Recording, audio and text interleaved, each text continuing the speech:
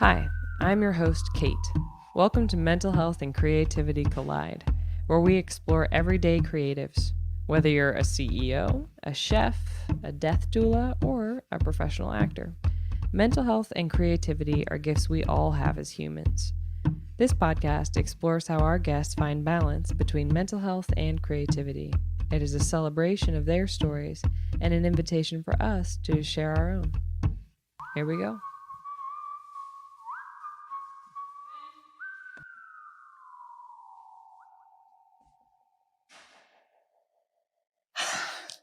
Hi. Hi.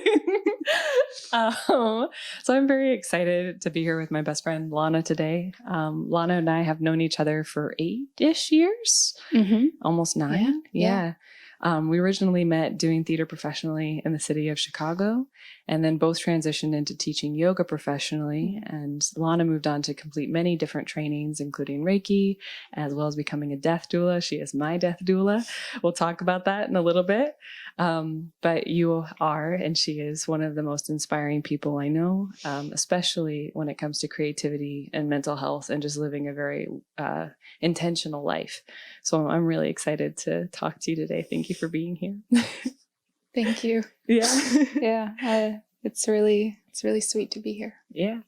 So we're going to start with just a little bit of breathing work to clear the space. And you're welcome to join us if you'd like to, if it's supportive. But we're going to do something called Nadi Shodhana, or alternate nostril breathing, which just calms the nervous system. So it'll help us, or if you're in a place that you'd like some nervous system calming, you can join. So just starting, coming to a seat. Not a good thing to do driving, by the way, if you're listening to this driving, maybe for another time. And then just bringing the attention to the chest and slowly starting to feel the breath there. And as you inhale, feeling the chest lift. And as you exhale, feeling the chest fall. Great. And your eyes can be open or closed. It's whatever is supportive to you. And then keeping that with the chest, taking the attention down to the rib cage. And as you inhale, space between each rib occurs. And as you exhale, it softens. You can go at your own pace.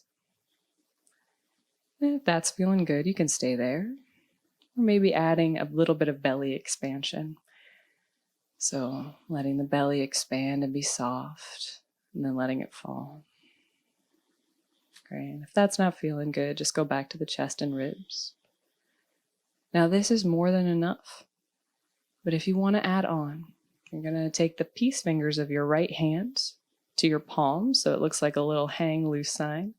And it doesn't really matter what finger you use. So if that's not making sense, no worries. And you're just going to block the bottom right nostril, either with your thumb or whatever finger feels good.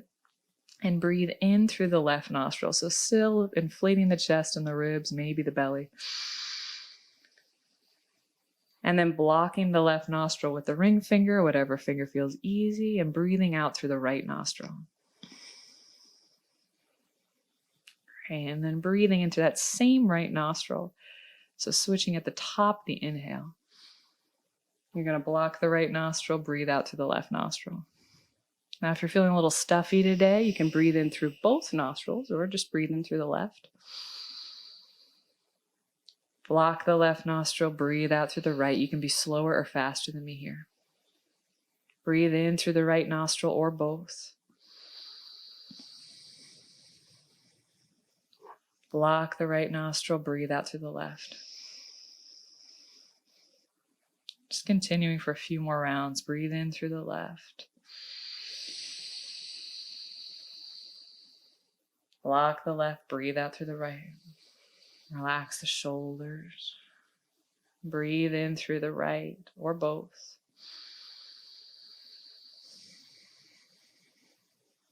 Block the right, breathe out through the left. Let's see if these last couple rounds, breathe in through the left. You can just focus on the breath. Let the thoughts go if possible. No judgment if they're staying.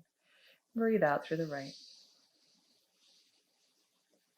Last round, breathe in through the right or both.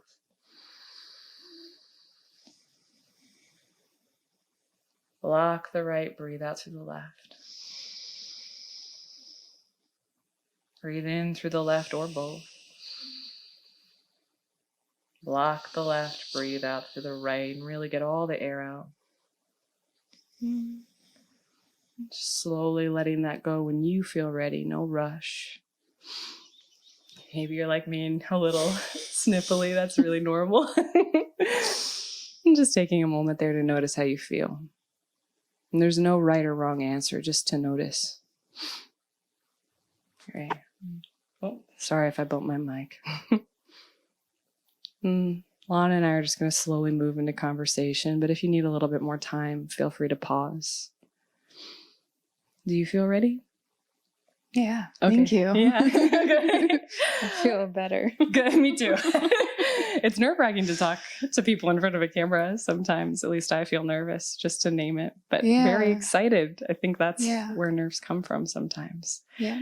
So I wanted to start with just where your creativity originated, or perhaps another way to think about it is like, do you have an early memory of you as a child being creative? Or does anything like that pop into mind for you? There's two moments that I remember as a child. One kind of happy, one kind of sad. Oh, good. I like the contrast. So we'll start with the happy one. Okay.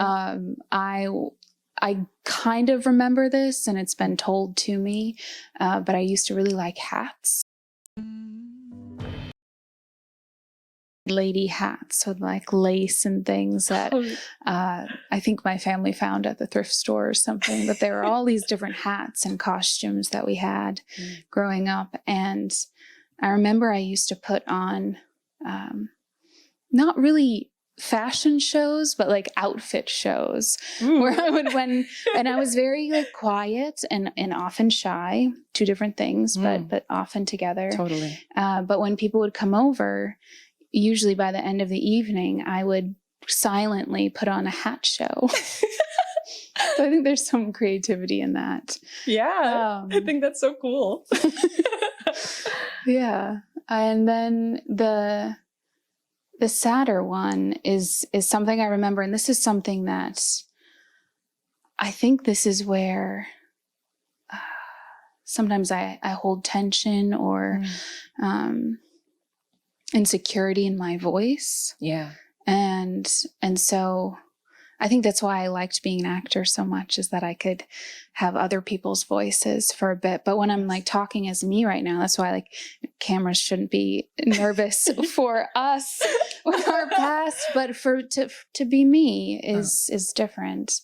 I'm the same. And yeah. And so I do have a memory of playing out. I grew up in the country, in the woods, and I have this memory of being by myself. I was the youngest with a bit of an age gap, and so I played a lot by myself at a certain age. And I remember like twirling around and singing in the field, and I think I was making up my own song or play or musical or something.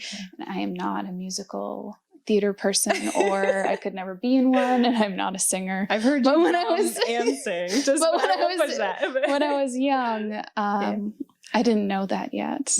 And so I think there's this, I can remember what it was like to be able to sing and express, thinking no one was watching, which now I'm an animist now. So that just means that I believe that everything is a person. So, you're a person, that tree out there is a person, my cat's a person. Yeah. So back then I thought like no one's watching, no one's looking. And so I was able to be totally open and free. But the big cosmic joke is that, well, all the trees were watching. They were a nice audience. So a lot more supportive than most humans, I feel like. Yes, definitely. But I remember at the end of that, I eventually had found my way as I was like singing and twirling back to the house.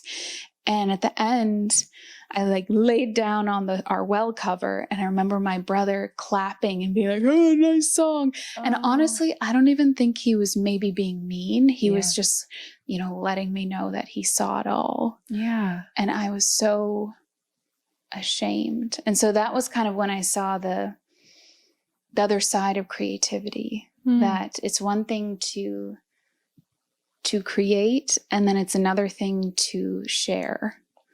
Yeah, the vulnerability of that Yeah. can be brutal. Yeah, yeah. in a good way and a negative way. So I don't know exactly why that memory came up, but I think it is something still that I'm kind of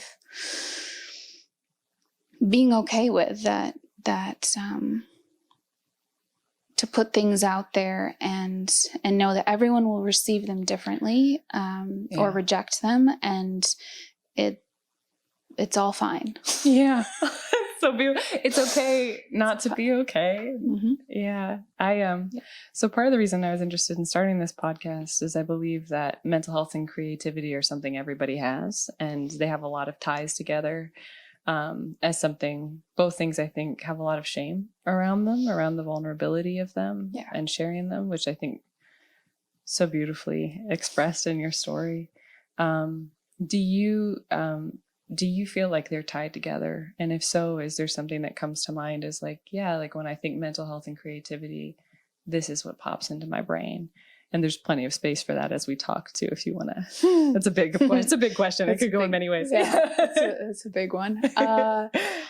It's funny because as I was listening to your question, I realized I heard it wrong. Because when I was hearing mental health and creativity, I was thinking mental illness. Oh, totally. And I'm so glad you brought that up. That was like where I went. I was like, oh yeah, they're connected. And oh yeah. We'll talk about that. Yeah. We can go that way first. Would you like to? Sure. Yeah. I think maybe that's helpful because I didn't know that mental health was a thing that was important. I didn't understand what mental health was until I heard someone maybe on a podcast or something say that, we brush our teeth before we leave our house every day. Like, why on earth wouldn't you like meditate or do something that helps you realize who you are and where you are and where the ground is before you leave your house? Yes. Yeah. And that's when I was like, oh, like hygiene, mental hygiene. That's mental health. Yeah.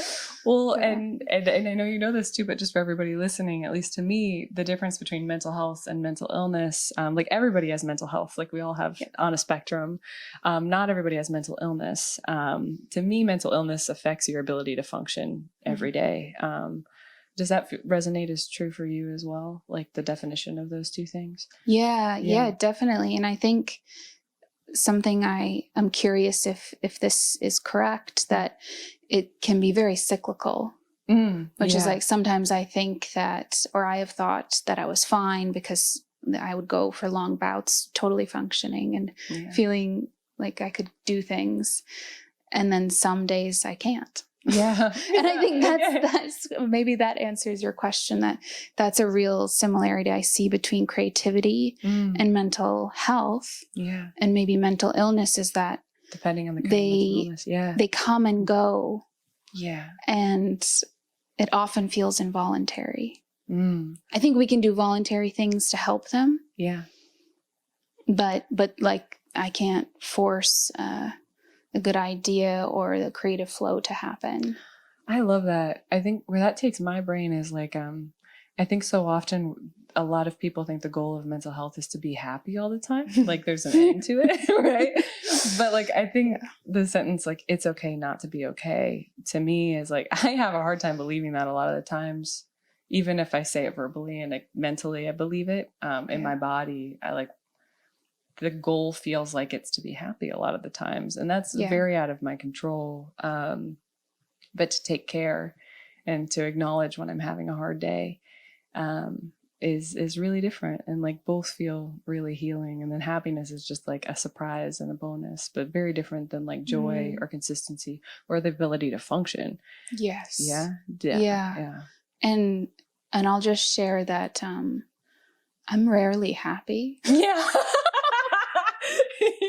Maybe that's why I was drawn to being a death doula and learning about grief. And that's not to say that I don't have pleasure, that I'm not happy sometimes, or that I don't enjoy life. I can be very enthusiastic and passionate, but I would say that my baseline is not happy. Yeah. But some people are, and that's beautiful and gorgeous, and I think they're amazing. But my truth is that my baseline is not, it's not the opposite of happy. It's just it's different. It feels a little, I have a tinge of like, I feel like even when I'm happy, I have a little bit of tears in my eyes. Maybe that's it. And I think we've talked about this a little bit too, but I think, and we've both been in dark places regarding mental health and mental illness, which if you feel comfortable, we'll go into that in a little bit. But we talk a lot about the mask. Because a lot of people, I think, if you don't know us, like view us as being very happy, light people. Or at least okay. At least okay. Yeah, totally. They're like, you're great. You're thriving. Often not true. No. Yeah. Like, I think my theory is it's very natural when you deal with things that the world doesn't deem acceptable, like not feeling okay, feeling sad. It's a skill set and a defense mechanism almost on the animal level to make people think you're okay. Especially, well, no, I shouldn't say. I was going to say especially as a woman, but I think it depends on what culture you're in. There's a lot of people who I think the defense mechanism would run even deeper for. But I'm starting to run off the trail. But does that resonate with you? Is just sort of this animal defense mechanism with the mask, or? Yeah, and I think it's a defense mechanism to survive in our current kind of strange world that is grief illiterate, and that people don't know how to handle or talk to anyone who isn't okay. And I think that's because we know that people can't hold space for us. Then we're like, oh, it's just easier to just pretend to be okay, just to like get through. And I don't know which of those came first, the mask or knowing that people couldn't hold space for us. But I think, and it's not anyone's fault. Like we're not taught how to care for each other, and we're not taught how to let each other grieve, or let each other vent, or let each other share hard truths. We need trainings for that in school. Just like mental health trainings. So well, that's why I'm so honored to have you here and to like be a part of this community. And I think people have a desire for it. I think especially this younger generation coming up is like new language and like new hope for that. Like there's, on my good days, I have a lot of hope. On my bad days, I still feel like it's a very overwhelming problem. But so bringing the attention though, since you mentioned it, like why death? Like what drew you to being a death doula, and maybe talking a little bit about what that is, and perhaps if it feels cozy to you, I'd love to share a bit about how amazing you've been as my death doula. Thank you.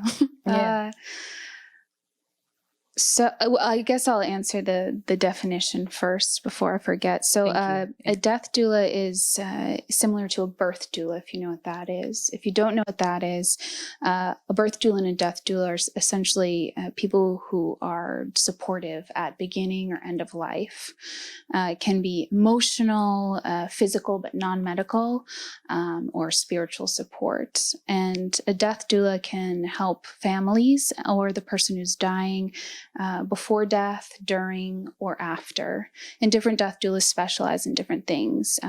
Right now, I'm specializing in advocacy and awareness mostly, and merging death awareness with creative projects.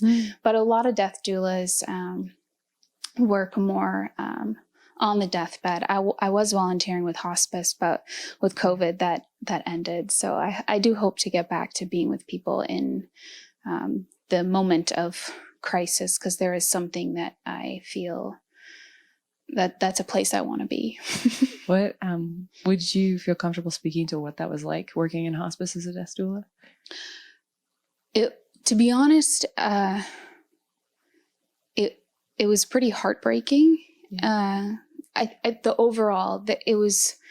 was often very beautiful, and it was incredible to get to spend time with people. who were often quite vulnerable and honest, really honest. Yeah. Which is something I love about times of need or crisis or liminal spaces. When you're in a liminal space in a transition, it's like birth or death, being born or dying. Like you don't have time. It's very clear what's important, I'll say. But I was pretty heartbroken working in hospice, just seeing, as many people know, the conditions in board-in cares and nursing homes can be really quite tragic and lonely. Yeah. Again, it's often not anyone's fault. It's that most places are understaffed and there's not a lot of money, and families are spread out, or there is no more family. So to care for the person who is dying, I do think for the most part, people are doing the best that they can to care for each other. But again, the system is not set up for success. Yeah. Success being people being supported in what they need. Yeah. And it's also, marginalized communities have the least amount of support. And I guess I could go on, but my point is that I got pretty sad and my body had a hard time dealing with being in these different situations where I was just a volunteer, so I couldn't do anything. And so that's why I decided that I wanted to get involved with advocacy and awareness, because I thought, maybe if I talk to people and do creative projects, that I can change the system from the arts. Yeah. With that, do you feel like that, because I think that's such a huge trial on mental health to be such a person of service in that situation? Like, were there or are there still tools that you use, like when faced with extreme moments like that, as a supporter, that you use to help your mental health, or anything creative that you do to sort of like change space for yourself? Yeah, I think that's the change space for yourself is really the key, because in moments of intense emotions or crisis, your body, or at least my body, kind of takes control in a really positive way, where you just do things a bit more instinctually, and as long as you're staying present and listening, I feel like mental health is maintained. But it's the going in and the coming out. It's the transitions that I think are, for me, really important, and more so the coming out. I remember when I used to leave the nurse, I would feel like I was fine because I was like in the moment, and it's like being on stage where you don't, you could need to pee and you could be starving and you have no idea. Doesn't matter. And then you come off stage and you're dying. Yeah. Well, not dying, but yeah.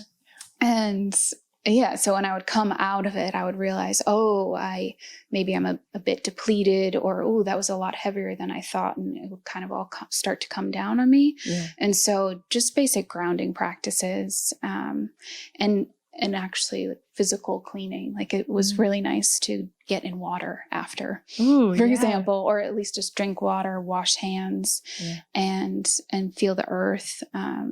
Just laying on the ground is something I really like.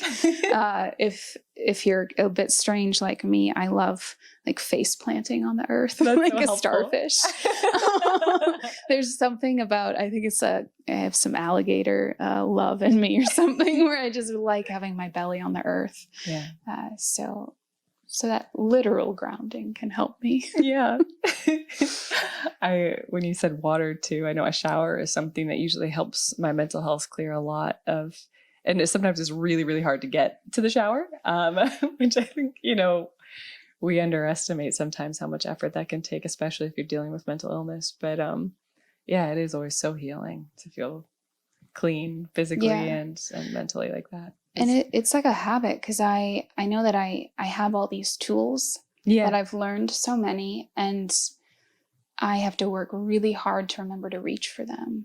And so it is like that really annoying thing of building the habit of making it a part of the routine of the work or of getting up. Because I know showers are good for me. I know I know breathing is good for me, but if I'm not feeling great and someone tells me to breathe, I want to swear at them. I would absolutely, never. Well, I'd never say never, but like it's so not helpful. It's like someone telling you to calm down. Yes. Oh my God, the worst. Absolutely. Oh, so many memories just flashed in my head. Yeah, I love that. So you talked a little bit about getting out of things is important, just as important as getting into them. And I know we've spoken a lot about how through all of our careers, that's not really something people teach you to do, which I think is really connected to mental health, and is present in a lot of creative fields. So I'm curious, in your history as an actor, yoga instructor, and then now as a death doula, and we can just go through each one. But are there any like tools or memories or things that you've learned like in those periods of your life that have helped you as a creative, as somebody dealing or somebody trying to bolster mental health? Like specific, so like with acting, I know we've talked about a lot, like nobody teaches you how to take care of yourself in acting. I was just going to say, like, I don't understand the question. I'm sorry. I wasn't being... Only because I was like, did I learn any tools from those careers? Gosh, from anyone? Absolutely not. It is wild. I think how rare it is to be taught how to take care of yourself. Like it's, especially mentally. Well, no, in any way, really. Right.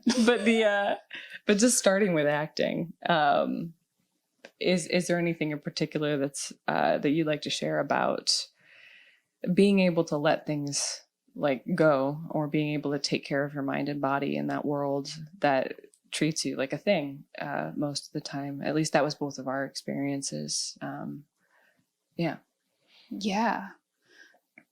I know that the way I used to deal with it was very unhealthy. And, after shows, in school and in any trainings I did for theater, they teach you how to get into something and not how to get out of it. Yeah. And for me, I've learned that getting out of something is just as important, if not more important, and then it needs maybe not as much time, but it needs a significant amount of time for me to be mentally healthy. Yeah. And physically healthy, because if I'm not mentally healthy, I'm hurting myself physically. Totally. Which is what I was doing as an actor. Yeah. So, for example, like we would spend at least 3 months in rehearsal, like getting to know a character, practice, learning. And then once you go into the run of the show, every night you have to get out of character, but I was never taught how to get out of character. Yeah.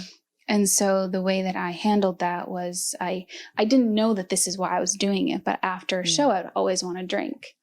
And I would just need to do something like unhealthy to my body. Yeah.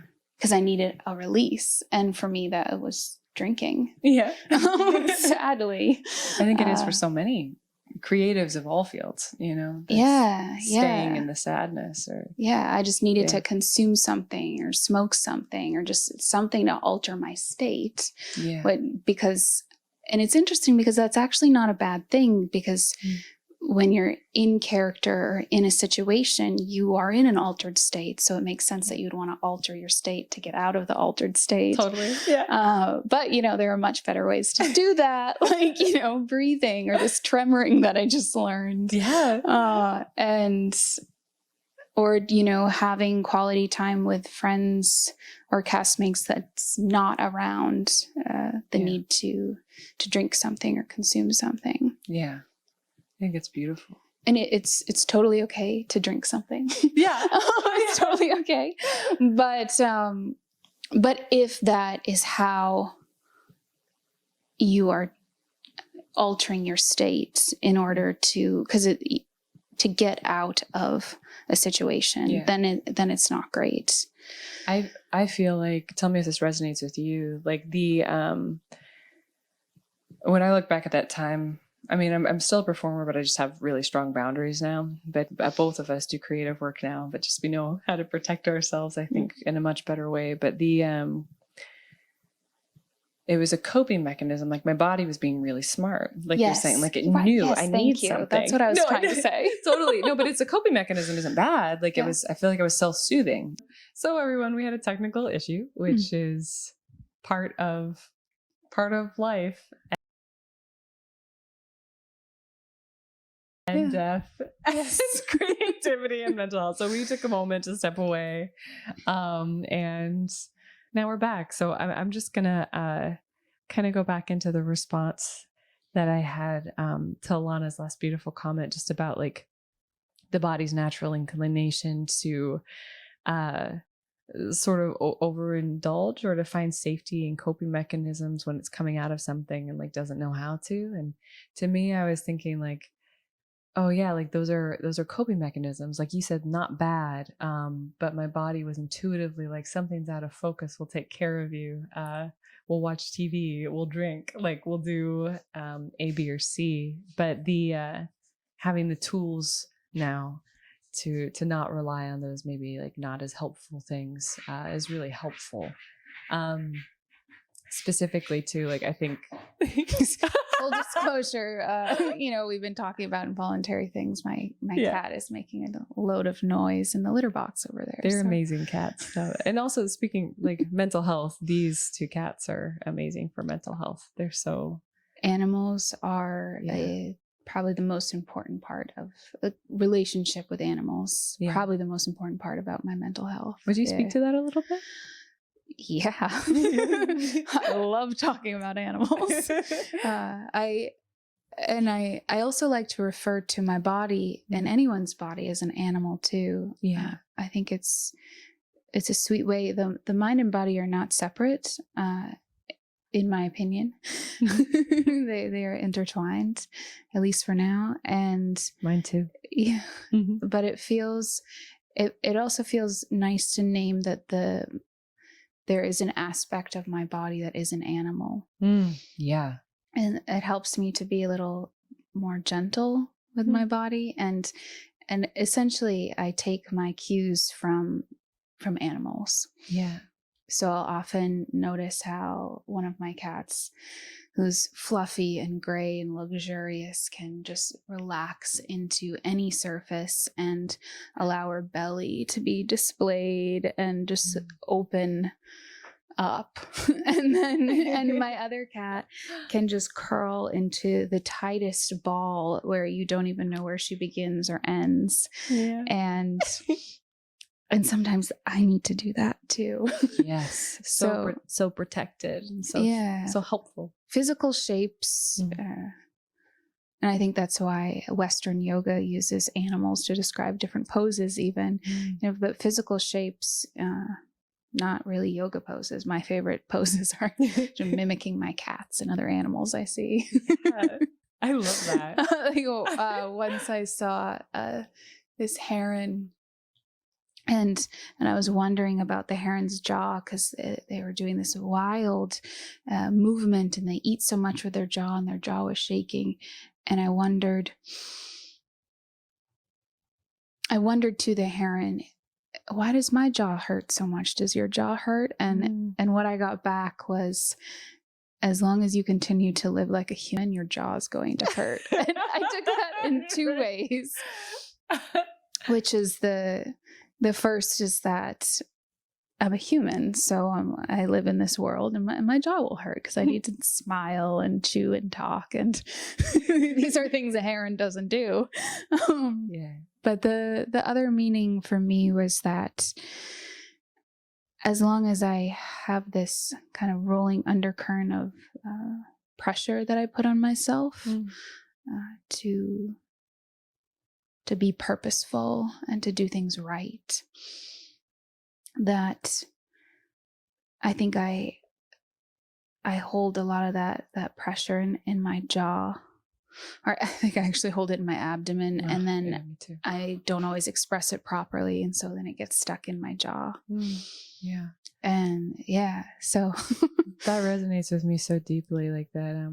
To me, it echoes of that feeling of like not enoughness, that I think I've heard echoed through a lot of different friends with different mental illnesses. Like I personally do with PTSD and was originally diagnosed with persistent depressive disorder, but now they're thinking it might be something different. So I'm in the process of re-diagnosing, which is hard. But yeah, that like feeling of like not measuring up because our society wasn't built to support not being okay. It's like if you're not smiling all the time and you're not like quote unquote perfect, whoever defined perfect, you're not worthy. And I do think animals can teach us so much about, you know, how untrue that is, and how helpful it can be to not be okay. Like, I think we've talked about this before, and a lot of just this, like, you know, happiness is not the goal. I think it's right. Like, I think a lot of people think mental health,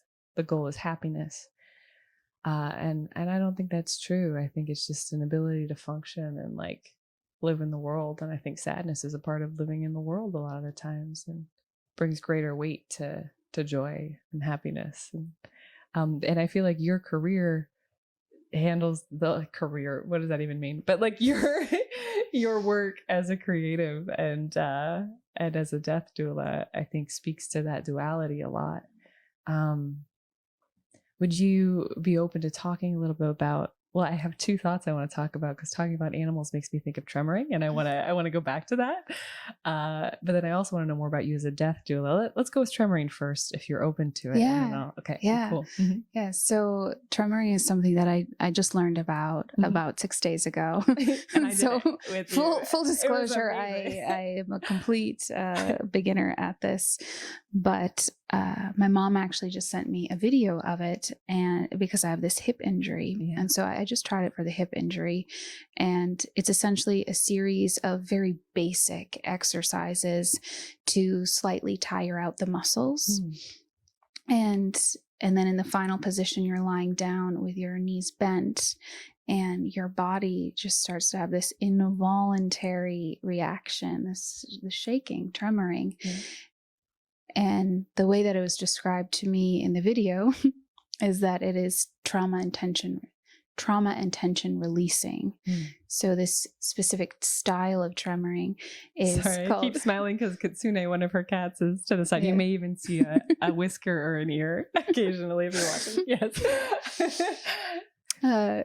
So tremoring, this specific kind is called TRE, and it's a form of somatic therapy that I just learned about. And what I love about it is when they were describing it in the video, for example, there was this cheetah that caught a gazelle, I believe, and then the cheetah was chased off by something, and so the gazelle was lying there and they looked completely dead.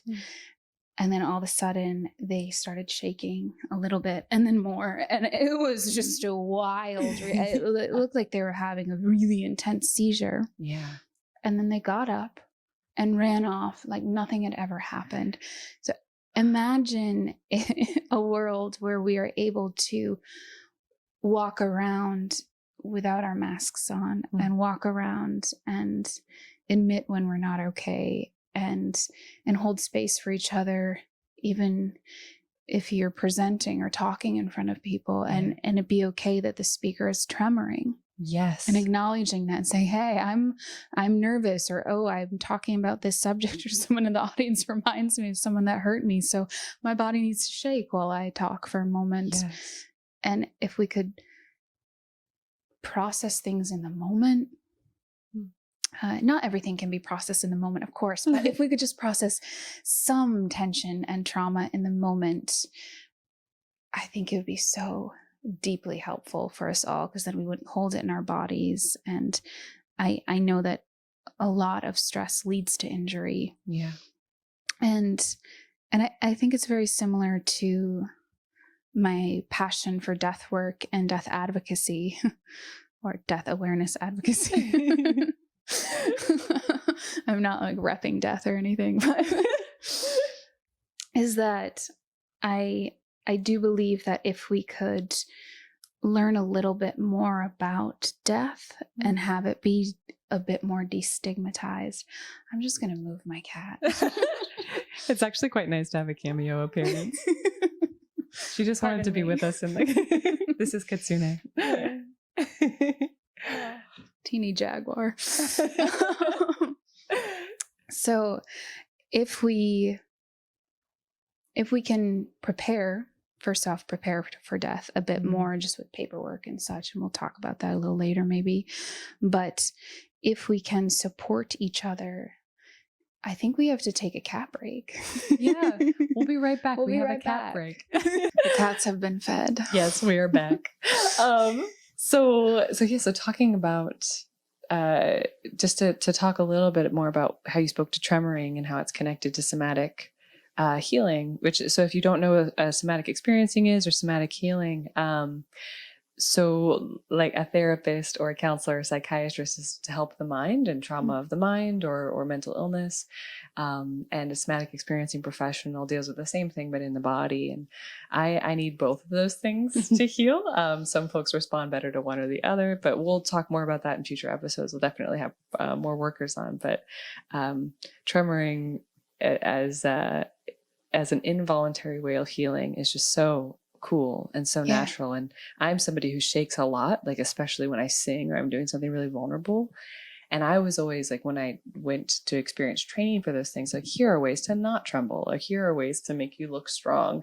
And now to think about it as how unhelpful that actually was. Yeah. It was just suppressing a involuntary response to something that is traumatic or tension causing, which keeps you alive. Tremoring keeps you alive. Grief keeps you alive. Digestion keeps you alive. I am so talking a bit more about grief and going into your profession as a death doula, which I do want to speak to how you've helped me as a death doula and how amazing I think and helpful I think your career is. But what does mental health and like support for creativity look like in your field? Like, what is it present? Is it not? Thoughts on that? So I'm pretty new to the death field, if you can even call it that. I started my project and training in 2018, but I will say that I attended a death summit called Un Bon Mort by A Sacred Passing, which is a death doula organization based out of Seattle, Washington. I'm a massive fan of their work. They've been around for a while, longer than me, and highly recommend their resources. And at that conference of sorts, I found a load of support, and the intersection of death and mental health workers was profound. A lot of people are crossovers. I think that's fascinating. Why do you a lot of people that they had drawn to the conference were crossovers. Why do you think that is? That's a deep question. Just any thoughts on it? I know. Well, I think it makes a lot of sense because as you often talk about, there's a stigma on mental health and mental illness. And of course there's a stigma around death. And so it makes sense that things that are hard to look at, hard to hold space for, things that unfortunately are not in our education system. It makes sense that there would be an intersection to me. And a lot of something I really love that I've heard quite often is that if you trace any fear to its root, it's a fear of death. I love that. And I find that fear, for me, is a large part of some of my struggles with mental health. And so death is one lens or one teacher, I think, that has helped me to improve my mental health. Yeah, that's amazing. I think they intersect a lot, is what I'm trying to say. I think so too. Do you also think there's anything to, I've wondered about this too, at the end of life, or like dealing with death? I feel like we deal with the things that we haven't wanted to deal with before. It's almost like can't run away from it anymore. And I wonder if like mental health is a part of that. Also, like there's just, I feel like it's such a scary thing to go through if you haven't put any thought into it or any prep work into it. Like, yeah, it's terrifying, and what that's why it's really important to not be alone.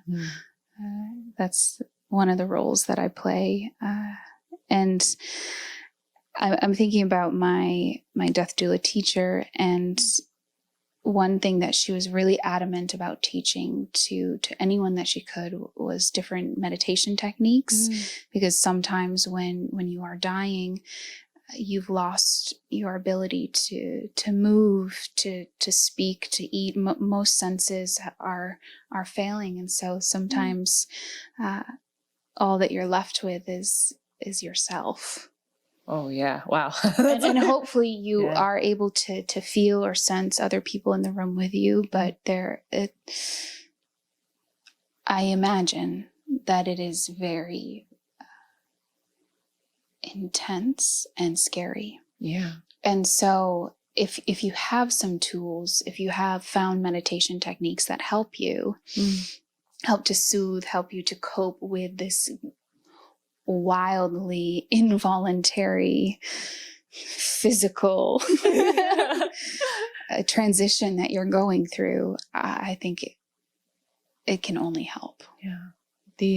You shared a story. I'd be curious if you feel comfortable sharing it again too. I know when you were at that conference or summit, or words are hard for things, I think, but all that means is I think it was so much more than those words. But when you were there as a mental health support, I think you'd mentioned that somebody had shared a story that you resonated with. Yeah. So one of the speakers has this project called the Faces of Fortitude, and they talk with many people who have either lost someone due to suicide or suicide attempts themselves. Really anything related to suicide and suicidal ideation. And I had no idea that there were so many people like me that had dealt with that. And being in a space where we were allowed to talk about suicidal ideation, which is something that, I didn't admit to most family and friends until years later. Yeah. When you and I have both been in that headspace before. I think for me, it was hard because there was such stigma on it, such a mark of shame, which there is on death also. I had a really hard time realizing what I was going through. Like I for those of you who don't know me, I'd made a plan when I was living in Chicago. As a time when we were both actors, similar timelines for one of those experiences for both of us. But I'd made a plan to jump on the train tracks, and I got very lucky, and a friend recommended a therapist to me, and it was life-saving at the time. But I thought everybody was depressed all the time. I thought everybody thought about jumping the tracks. Like it didn't make sense. I never thought about it not being normal because it was my head. Like you don't think about people's brains being different because you don't have to, and because there's a stigma on talking about even emotions. Would you feel comfortable speaking a bit to that, and like what that space was like for you at the time, perhaps how you got from that state to where you're at now, being this like really inspiring person who's advocating for change in the death community, but the mental health community, the grief community, the creative community, and what challenges are still present? Because let's be real, they don't always go away, right? And like mine haven't. It's just I'm just better at dealing with them. But I've learned to start to even laugh at or maybe enjoy my deep ability to be sad quite often. It's a part of me. I love that. I've been close to suicide at several points in my life, and I think that because one of the times was when I was younger in middle school and did a very good job of hiding it, that because I didn't want to take up space, I literally didn't want to take up space as well. And so when it happened again, again, I thought it was normal to be in a space like that. And until late one night, talking with a friend of mine, she actually called me out and reflected that I had been joking a lot about suicide and ending it all. And she was kind of like, "Hey, like, are you serious? Because I've noticed that you talk about this a lot, and I need to let you know that." And that reflection was kind of a wake up call, where I realized that I was back in that place again, which I hadn't admitted to myself, even though my hair was falling out. I was not taking care of myself physically. And so my body was letting me know. But unfortunately, I was fit, and I was good at having a mask on, so people didn't know that I was really struggling. Yeah. So what really helped me was getting out of the situation I was in for a moment. So I called it a sabbatical from acting. And so and this is really drastic and sad. And I hope I hope others don't have to do this, but I had to leave my career. I had to leave my location. I essentially I was looking for a reason to live. And fortunately, I found many. Which is why I'm here. But I think really what I found in that was I started to really respect death and see that so much around me has been sacrificed for me to exist, for me to live. All the food that we eat, all the things that we wear, everything. All the trees holding this house up, or the trees that are this home, for example. And as I started to spend a bit more time outside and with the elements, I started to really respect death when I saw everyone who was dead around me and realized that I wanted to respect my own life too. Yeah. I don't know if I answered the question. You did. Yeah. No,